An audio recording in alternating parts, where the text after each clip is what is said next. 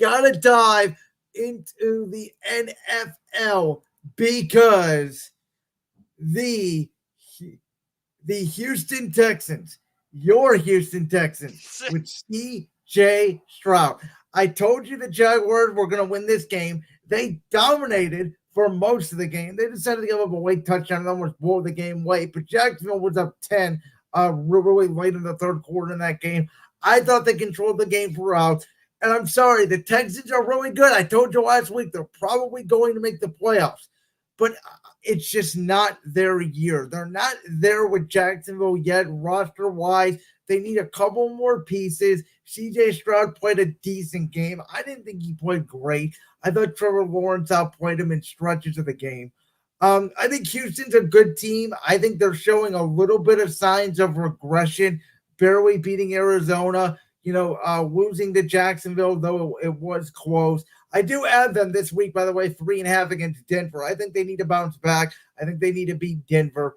But your thoughts about your Texans, who you were so confident going in that they were going to beat the Jaguars.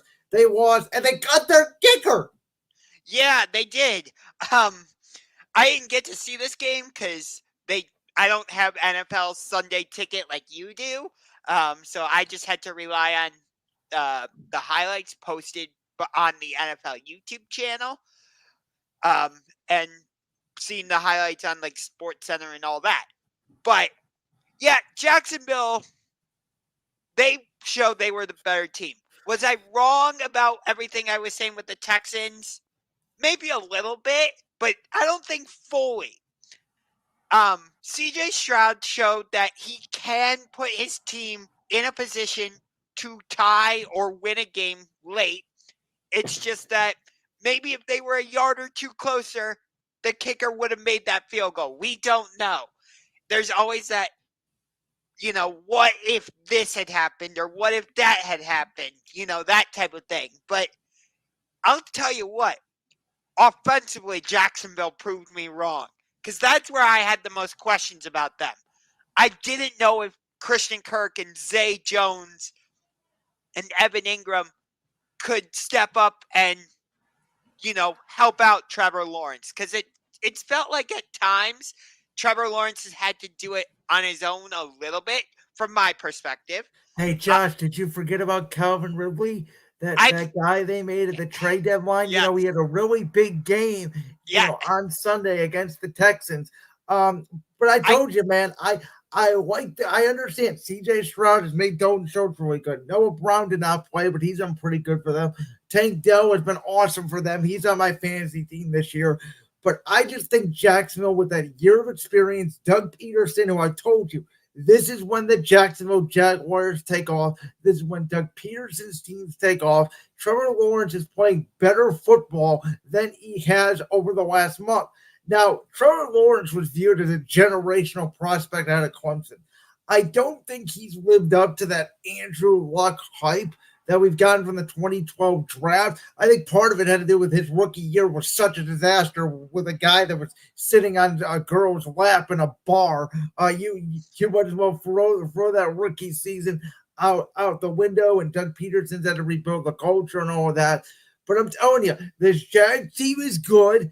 I think they need to add an extra pass rusher, just like I think Houston needs to add another pass rusher. I think their secondary needs work, just like I think Houston's secondary needs work.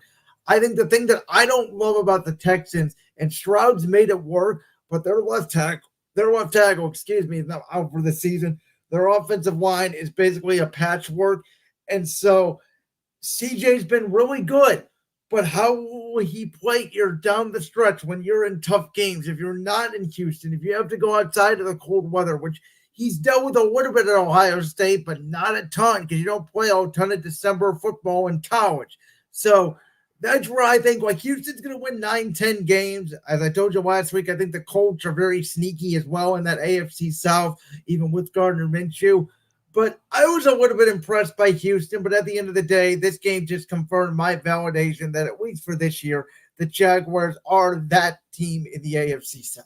Yeah, they did.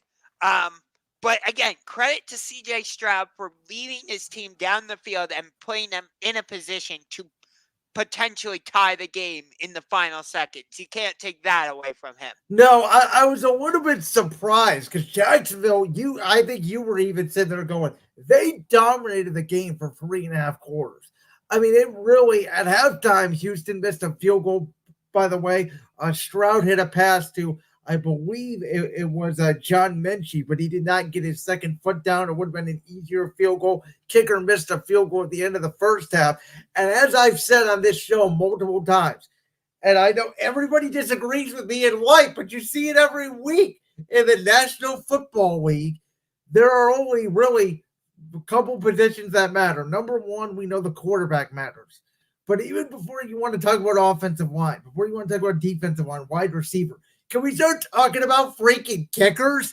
I mean, every one of these games comes down to basically a soccer player. I mean, 10 out of 16 games this past weekend were one possession, and they almost come down to a kicker. And if you don't have one, you're not a great team. Yeah. Ask the Baltimore Ravens about how that's working out with Justin Tucker. Geez, how was that? I mean, Tucker missed a field goal for the first time in his life, and the whole Baltimore sideline looked absolutely shocked. I know.